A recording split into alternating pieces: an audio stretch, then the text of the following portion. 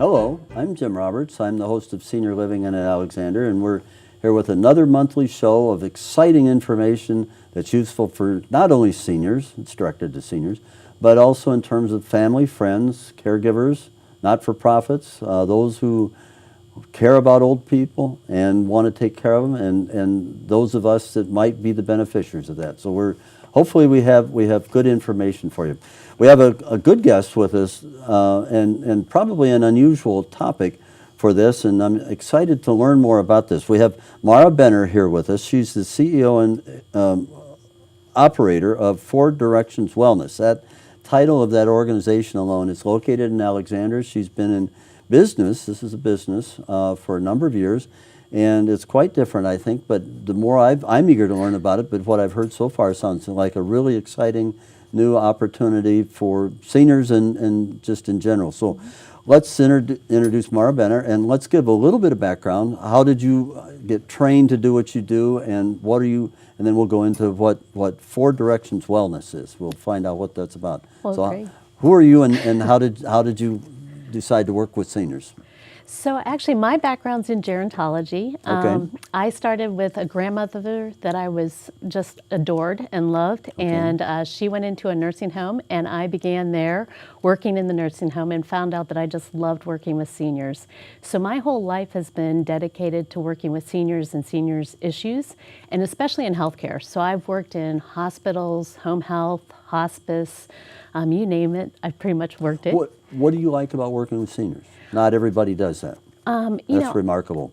The thing that I find most interesting is the historical background and really what they've learned in life and their life experiences, and the wisdom that they have is just what I so enjoy, just sitting one-on-one and just hearing those stories. So it's fascinating what you can learn and what wisdom they have to really provide to you. Okay.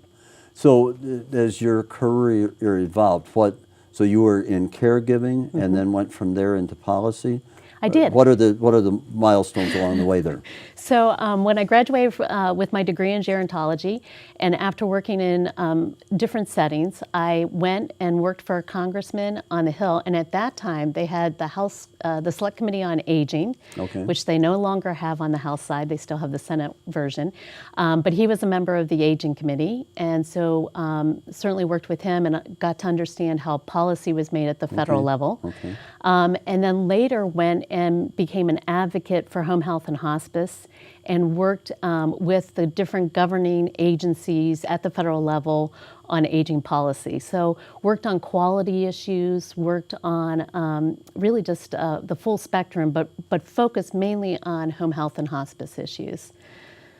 What sorts of things did you advocate? What can you point to that you're proud of for that time period? Yeah, I was a big supporter of quality metrics, thinking that those were extremely important. The value that home health and hospice brought was another component. It's cost effective. So we all know that the Medicare and Medicaid programs are something that we have to look at from a federal perspective because of the budgetary costs that are involved with them. And home health and hospice were certainly cost effective, but even more importantly were the fact that seniors really wanted to remain in their own homes.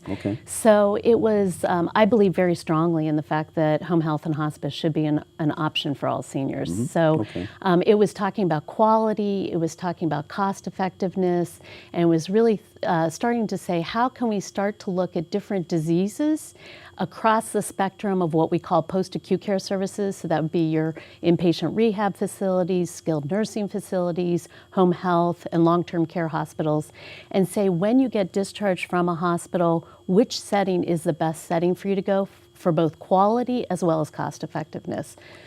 That doesn't automatically lead to Four Directions Wellness. Doesn't. That's a rich background. That's a terrific advocacy for things that I think many of us would like to see or would point to as solutions, or hopefully part of a solution. But what was then where did you go from there in terms of your professional life or your personal commitments? So it's a great question. Part of it was the fact that while I was doing the work I was doing, I was also on a personal journey of really trying to explore various ancient healing, indigenous healing modalities. So there are different types that I went through and really got trained in as I was still doing the other work. The other component was while I was working on standardized quality for all individuals, I began to recognize that healthcare is very individualized. Yeah. So it really has to relate back to the person. And more importantly, it's not just about a physical symptom. It's really about their mental beliefs and thoughts, their mental state. It's about their emotions. Are they in the grief process? Are they depressed? Do they have anxiety? Are they happy? Where are they emotionally? And it's also about spiritual. Is it, and however you wish to define spiritual, it's about their longings, their passions. So it's also about the physical. So that's why I decided to name my business Four Directions Wellness, is because it's about connecting your body, your emotions, your mental, and also your spiritual components. You went from solving health issues for the millions to crafting this with a variety of different techniques for the individual. Was that on purpose or accidental, or how did you do that? Well, it was a learning process. So over the past 30 years, I think I've learned that while it's important for us to look at quality from a very large perspective, when you get down to the individual person, it really is very individualized. So you have to be aware that the individual themselves has to want to be a partner. That is something that I'm really, that I speak to the clients whenever they come to see me, is that this is a partnership and we have to work together on your health and your healing and your well-being. So that partnership is really an important component. So as I understand, describe Four Directions Wellness. What does your organization do? Okay, so Four Directions Wellness is affiliated with the GW Center for Integrative Medicine. Okay. This does get a little confusing because integrative medicine can mean many different words. So it also is holistic healthcare. It's known as functional medicine. It's known as whole person care. I actually like to say whole person care because of the fact that you are connecting more than just the physical. You're connecting all those things we have been talking about. So we're affiliated with the GW Center for Integrative Medicine, which is the fact that I'm a practitioner at the center, but I also have my location in Delray, or Alexandria. Okay. And there I have clients come to visit me.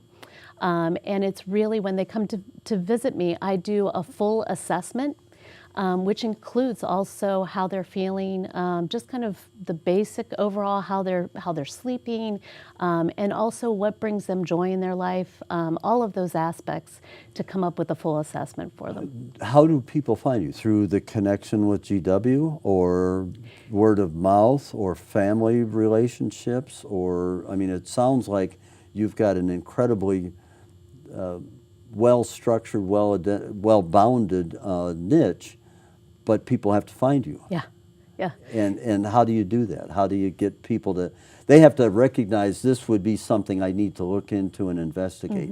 How do you get them to that, and then from there to you? Yeah, that's a great question. So in essence, the center certainly does refer patients to me from their center.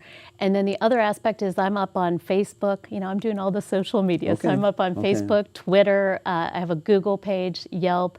So all of those, I think I might be missing one of the social platforms, but definitely all of those social platforms I'm up on.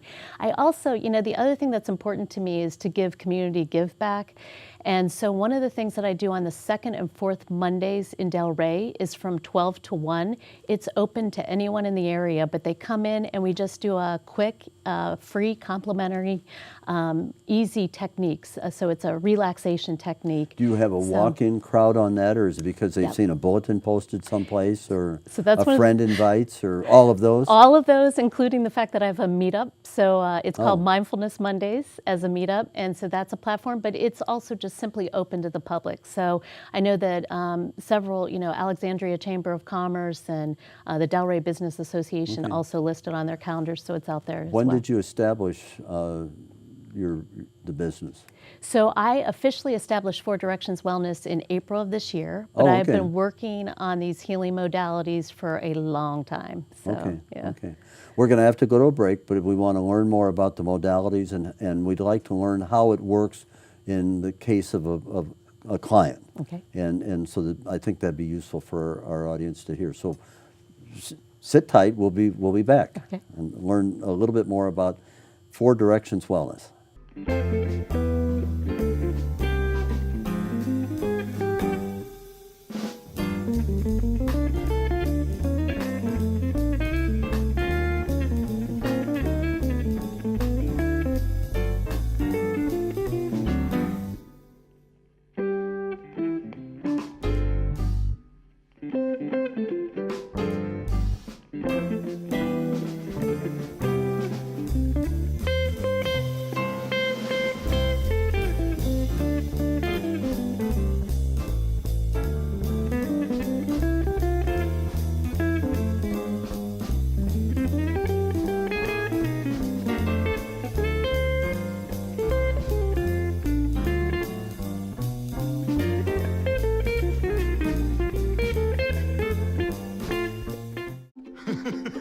I'm a retired school psychologist, and helping people was my thing.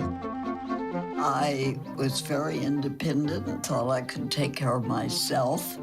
I fell and I had to have Meals on Wheels. After my stroke, when Meals on Wheels started, I was on the other end of the stick, so to speak. Meals on Wheels coming to my door as someone who's housebound, having someone check on me, assures me that I'm not forgotten. Meals on Wheels has given me a mode of freedom that I wouldn't have otherwise. We're the clients. We are the clients. We are the clients of Meals on Wheels. America, let's do lunch. 1 in 6 seniors faces the threat of hunger, and millions more live in isolation. Drop off a hot meal and say a quick hello. Volunteer by donating your lunch break at americaletsdolunch.org.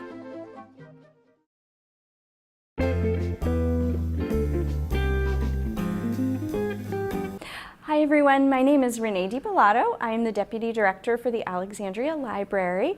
You can visit us online at alexandrialibraryva.org to learn more about the programs and services that we offer at all of our public libraries here in Alexandria. We also have a regular series of film screenings, book discussion groups, English language learning courses, computer classes, and of course, via our website, you can access all of our digital collections, including free downloadable music, magazines, foreign language learning, and a wonderful resource called Gale Courses, where you can work on continuing education via instructor-led courses. For those of you who are avid viewers of Mercy Street, starting in November, we have special events to coincide with Season 2. We have lectures, we have some special exhibits from various museums in the area. We have experts on Civil War medicine and all kinds of special events related to the themes of Mercy Street. And those are going to last from November through February at all of our locations. The library has new library card designs, and you are welcome to come get a new library card with one of our new colorful designs, and that is free through December, through the end of the year. You can replace your old library card with one of the new ones, and you can check out our new logo and get a colorful new card. Thank you for listening, and again, remember that you can visit us online at alexlibraryva.org for even more information about what's going on at your local library. We're back, and I'm here with Mara Benner, and she's the CEO and founder of Four Directions Wellness, and we didn't talk much about that in the last segment, but we're going to get deep into it now about understand that as a business, but more than that as kind of an offering that seniors need to know about and why it makes sense, and let her make the case for that. So tell us, so we covered a little bit about the services for individuals, and the fact that you have some of the ways that you get word out to people. But what else? Are there other ways that you can help people discover this? Sure. And then what we really want to be sure and cover is, if you could walk us through, I understand there's a variety, you call them modalities. I pardon me, but I take those as a variety of techniques that you've studied, mastered, know they don't apply to everybody, and you have to make the judgment how they apply. So first off, tell us a little bit more about this integrated, holistic, and then secondly, how it works. Okay, great. So from the perspective of Four Directions Wellness, we offer the individual sessions. Right. We offer classes. So I have great fall classes, and I'm also part of the Silver Service Card, so 5% discount for seniors. Promotional for seniors. Which is a Good great for you. program through the Good for Senior you. Services of Alexandria. And then we have employer wellness programs because all of these modalities really help to connect you into your relaxation and your stress reduction. So it's important to be able to offer this so that even employers have an opportunity to have their employees relax and be able to have more mental clarity for their job as well. Does that mean a group setting, or does that mean that you're introduced to a number of individuals and sponsored by the organization to meet individuals, or is it both? It's really both. It's up Okay. to the employer to determine what would be best for their employees. So How do you do it in a group setting? in a group setting, you can do meditation, guided imagery. That's one of the healing modalities that I do. So that works very well. You can do a bit of Reiki as well. Reiki is an ancient Japanese technique that's a healing modality as well. I run a Reiki program at one of the local hospitals, and the patients there talk about that Reiki, some of the responses we get from the patients is that it helps to reduce pain, it provides mental clarity, they sleep better. So right now we know that we're facing an opioid problem, and it's an issue that the seniors need to be aware of if they go in for their knee or hip replacement. In terms of addiction. Addictions. Okay. So what happens is the hospital will call me in to do Reiki, or any of the Reiki volunteers that we have there, and it's to help reduce the pain so that there's not as much use of the opioids. So this is the way that you have to combine what we know as Eastern and Western philosophies.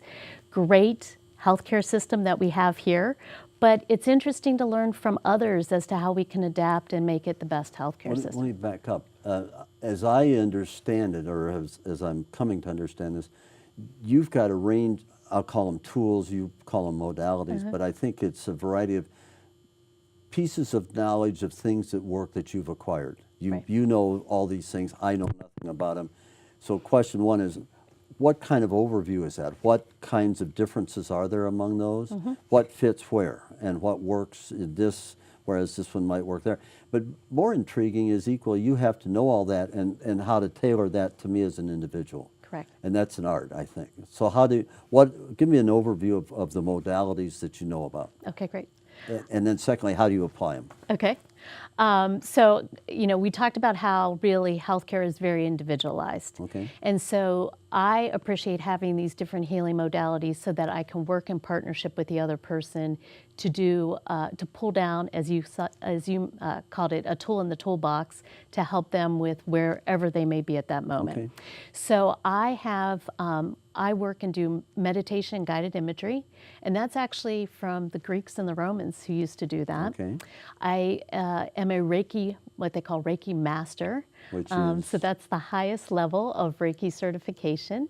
Break down Reiki for me, And I'm sorry. Reiki, which is called energy in Japanese, Okay. is an ancient healing modality from the Japanese culture. Okay. Reflexology works with the meridians, and it works a little bit with acupressure points. So I'm not sure that it's definitely from China, because China has definitely acupuncture. It has the meridians. It has Tai Chi and Qigong. And so reflexology is working with the person's, basically their feet, but it gets into all their organs, and it's also a healing modality that's very helpful. I do Qigong, which is Chinese. I've actually been trained in shamanic work, but I don't actually do that. That would be Native American.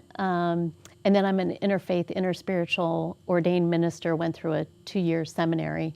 And I really enjoyed that because what it did was provide me a full realm of understanding, maybe not as in depth as I would like, but certainly gave me a perspective of all religions. And what's fascinating is all these healing modalities come from, and they're ancient, from China and Japan and Peru, all, just across the board. What's fascinating is they all get to the same place. So it's all about helping the person with their healing, but helping the person connect internally. Okay, so they come to your meetup, you've run community sessions, you get a referral from GW, you're in a network of doctors, and they identify that here's an individual, then you need to go see Mara because she can help you. Right. And they tell you a little bit about them. Right. And they sit down in your office. Yep. How do you decide what to do? Mm-hmm. Great question. So what I do is I do that full assessment of the individual. Okay. Which And is it's physical, mental, spiritual, et cetera. Right. And you've got some checklist of things, Yep. question, okay. Yep. And believe it or not, it's only 10 pages. And so it's not, Yeah. I mean, and part of that's consent, so it's but it is. And through that process, we begin to learn more about the individual as well, because I'm partnering with them to help them on their healing process. I'll give you an example so that maybe this will make it easier. So I had a client who has chronic conditions, very chronic, and so is having problems just getting out of bed, very fatigued, very depressed, on top of having a lot of chronic illnesses. Mm-hmm. So in working with GW Center for Integrative Medicine, the doctors there have said to me, this person first needs to really get their physical body balanced. And so before I head into anything else, what I do is really work to make sure that I'm helping with their overall physical state. So it's as much as just them being regular, them being able to digest the food. Everything is just about helping them with the very basics of physical. Okay. And what that would mean to me is reflexology. That helps with the physical body. It's more direct. And so that is the process that I begin, is reflexology. As soon as they begin to have kind of more of a good basis physically, then we start looking at maybe doing some Reiki, which helps them connect inward so that we can help them hear their own internal messaging and work to help them through maybe some whatever might be causing the grief or depression. They might have had a recent loss. So we want to work through some of those things and help them maybe verbalize it, which is why I do coaching. So we'll talk through that. And then after a while, what's fascinating is the client will come in and say, today, I really think, Mara, I need a session of energy work, which is a whole other realm of what I do. And so I will do energy work with them. And the client actually begins to understand what's best for them. So These sound like long-term relationships. They are long-term What's relationships. the typical length of time? So they can ultimately go for years. And in some cases, people come in and say, this is as far as I want to go. And that's completely fine. It's really, again, up to the person to decide ultimately. I think cured is a term you can't use. None of us are ever cured. Right. But you improve. And I think it sounds like your goal is, let's find some way for this quality of life to improve. Correct. As the goal. Yeah. That's very interesting. And therefore, I suspect many of them become personal friends for life. They come and see you and send you Christmas cards, for example, which would be rewarding professionally. I understand you're going to have a special November 16th speaker series. Could you tell us a little bit more about that? A chance for people to learn maybe a lot more in depth of what you're doing. I'm really excited about this, and I've been so pleased that Mary Lee and Mary Ann invited me to do this. So what we will be doing is really talking about living a purpose-filled life. And in essence, it's about connecting, helping them understand how to connect body, mind, and spirit. We'll be doing that first by an overview. So we'll be talking a little bit about our current healthcare system and some of the the changes that are occurring through this whole person initiative and what that might look like from a very broad perspective, and maybe just talking briefly about Medicare and Medicaid, but then getting into the specifics about why these ancient healing modalities are having a resurgence now, and about each of the different healing modalities. And then this will be the fun part, is we'll break out into individual groups so that the senior can go try any of the healing modalities that we have. Interesting. So- Okay. And that will be November 16th at Westminster Church in Alexandria? Correct. And that'll be from what, 10? 10 o'clock in the morning? Okay. That sounds like it'll be a very useful session, a chance for some people to dwell in length and learn a little bit more about this and how it might help them. So I think what's interesting is that you have, in fact, this array of pretty, what I would call exotic tools that most of us maybe kind of understand, but the language is unfamiliar, and yet they may be things that we could use in our lives, and you're the guide to that. So I think that's a valuable thing. Great. So we recommend people come and learn more about it November Absolutely. 16th. Great. And thank you. I'm sorry we ran out of time. There's more things to learn about wholeness and fitness in that regard, but you've helped us get started on that. So thank you very much, Mara. you, Jim. Thanks for coming.